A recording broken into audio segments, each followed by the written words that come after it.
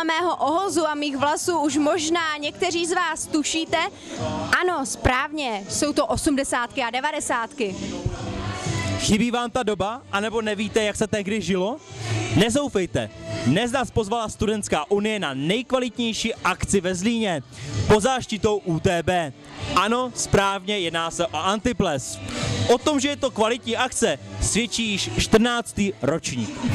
Antiples je parodie na klasické plesy. V obleku tu vážně nikoho nenajdete. Podívejte se, všichni studenti mohou ukázat svoji kreativitu. A nejen to, taky to tu mohou pořádně rozkalit. Wow, jsou to přece 80. doba diskofilů. S Pajou tady nebudeme jen tančit a bavit se. Společně vám ukážeme, jak dokážeme rozproudit lidi. A to na 14. ročníku Antiplesu. Když vidím tu kravatu, víš, proč mají chlapi kravatu? Nevím, to teda fakt nevím. No, protože každý vůl musí být uvázaný. Každopádně my nebudeme uvázaní, my budeme odvázaní. Jaký je hlavní význam Antiplesu? To má to být taková recese, sranda, prostě se uvolnit, pobavit se. Máš nějakou zajímavou historku nebo nějakou událost, která se stala při organizování Antiplesu?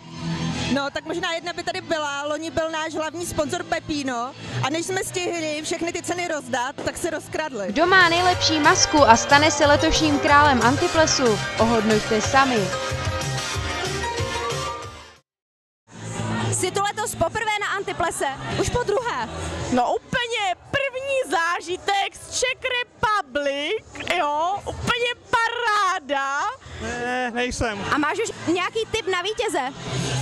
No, líbí se mi tady, myslím, že je tady moc IT Crowd, tak to je takové originální. Těch masek to je fakt dost a těžko říct, nevím. Paní Sáblíková, jsme strašně rádi, že jste nás navštívila. Jste tady poprvní? Ano, jsem ve Zlíně poprvé a úplně si to užívám, protože trenér mi párty zakazoval, já jsem ho poslala do řiti a chci se pobavit, chápete? A máš nějakého vítěze, kterého typuješ, že vyhraje?